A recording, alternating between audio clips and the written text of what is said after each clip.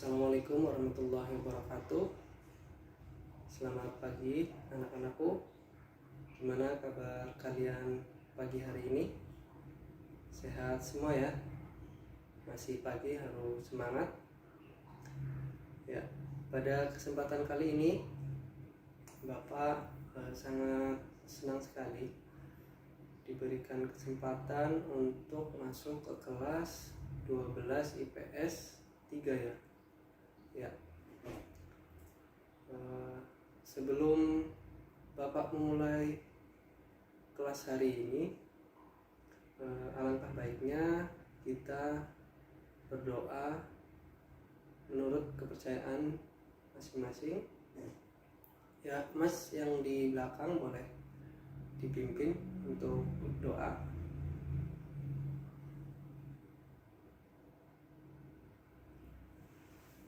Amin. Terima kasih anak-anakku. Sebelumnya Bapak mau tanya kepada anak-anakku sekalian. Sebelumnya ada yang sudah kenal dengan Bapak atau familiar dengan Bapak? Boleh angkat tangan. Belum ada ya? Ya, baik. Sebelum lanjut lebih dalam, alangkah baiknya Bapak memperkenalkan diri terlebih dahulu, karena tak kenal maka tak sayang. Jadi biar kita lebih akrab dan tidak tegang. Baik, perkenalkan, nama Bapak Said Abdullah. Bapak berasal dari Kabupaten Malang, tinggal di Kecamatan Moga, Desa Meniraja. Mungkin ada yang kenal desa saya. Oh, ada ya, satu ya, sama juga. Oh iya ya, nanti bisa pulang bareng sama saya kalau gitu ya. Kebetulan Bapak di SMA 1 Moga ini sedang praktek atau PPL. Jadi Bapak di sini sekitar 1 bulan untuk mengajar kelas 12, terutama kelas 12 IPS. Bapak berasal dari Universitas Indraprasta PGRI Jakarta. Barangkali nanti adik-adik lulus pengen kuliah bisa melanjutkan di universitas yang sama dengan Bapak. Ada yang mau ditanyakan? Barangkali kurang jelas atau kepo dengan Bapak, silakan. Tanggal lahir, oh iya, Bapak lahir di Pemalang tanggal 23 Agustus 1997. Sekarang Bapak umur 23 tahun. Ada lagi yang bisa ditanyakan? Cukup ya? Baik, kita lanjut untuk materi hari ini. Hari ini Bapak akan membahas mengenai layanan penguasaan konten. Ada yang sudah pernah dengar atau tahu mengenai layanan penguasaan konten? Belum ya? Baik, saya Bapak jelaskan dulu. Layanan penguasaan konten itu adalah suatu layanan di bimbingan dan konseling, di mana layanan ini bermanfaat seperti namanya ya, konten atau kemampuan kompetensi. Jadi layanan ini bertujuan untuk adik-adik semua dapat menguasai materi atau kemampuan yang dapat berguna nanti baik di sekolah, di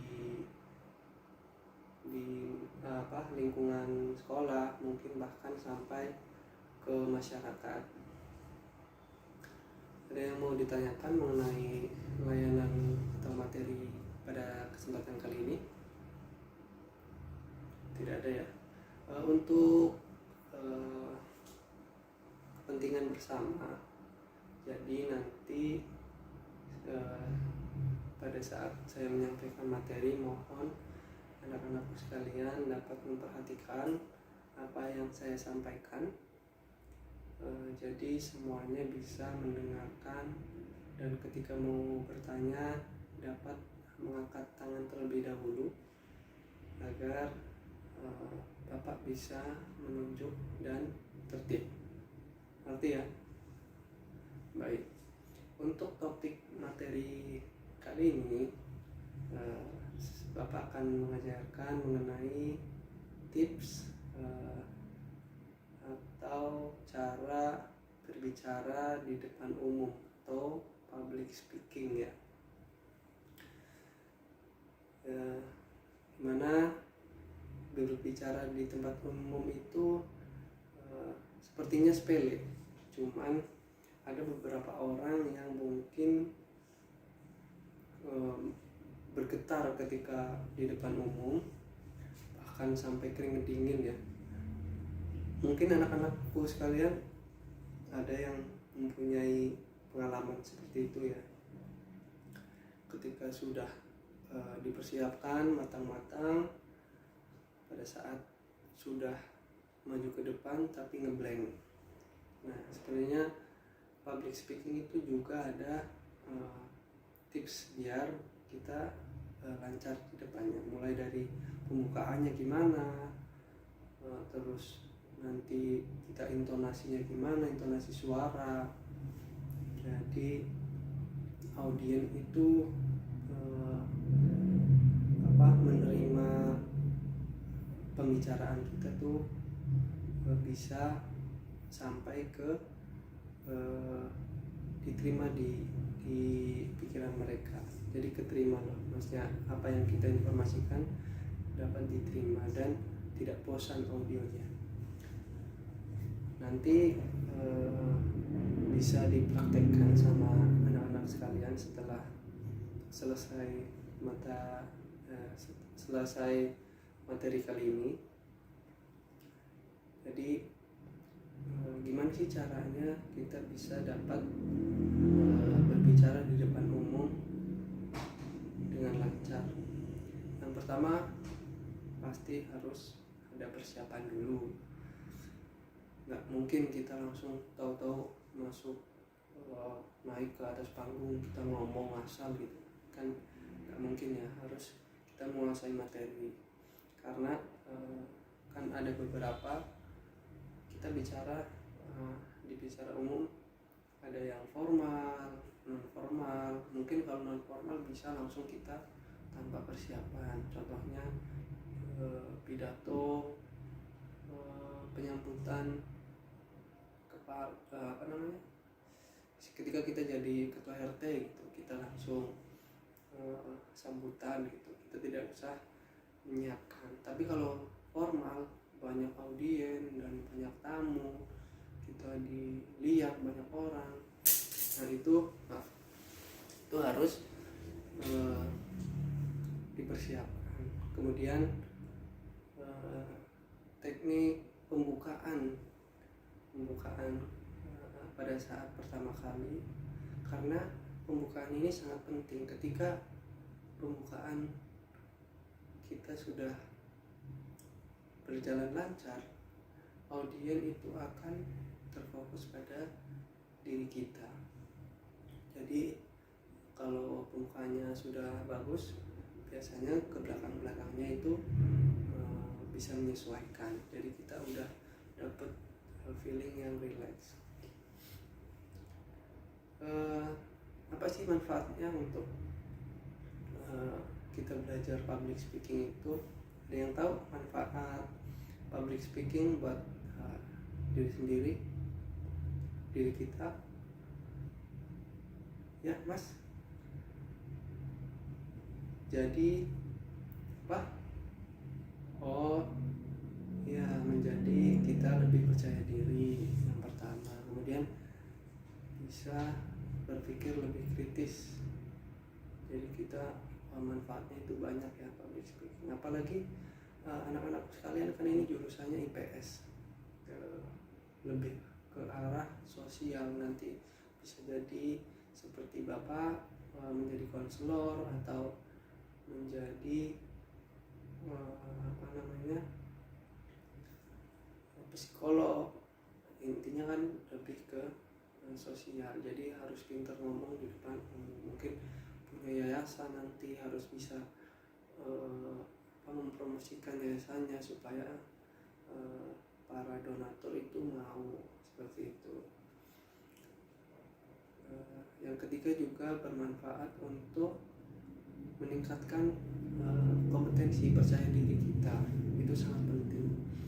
Walaupun anak-anakku sekalian pintar dalam mata pelajaran ya, tapi ketika bicara di depan tidak bisa, gugup, apalagi sampai keringat dingin, itu sangat memalukan ya. Nggak memalukan sih, cuman ada nilai min di situ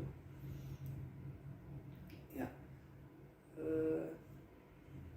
Hari ini sampai pukul 9 ya. Mungkin pertemuan kali ini Bapak cukupkan sampai di sini ya, karena 5 menit lagi waktunya akan selesai. Nanti Bapak minta teman-teman bisa praktik di rumah dengan cara mungkin bercermin, jadi ngomong sama diri sendiri. Nanti lain waktu ketika Bapak masuk ke kelas ini lagi, saya ingin melihat beberapa anak nanti bisa maju untuk praktek. Baik, kiranya cukup sampai di sini. Kurang lebihnya Bapak minta maaf. Sebelum Bapak tutup, apakah ada yang mau ditanyakan? Tidak ada? Ya. Baik, assalamualaikum. Bapak akhiri. Assalamualaikum warahmatullahi wabarakatuh.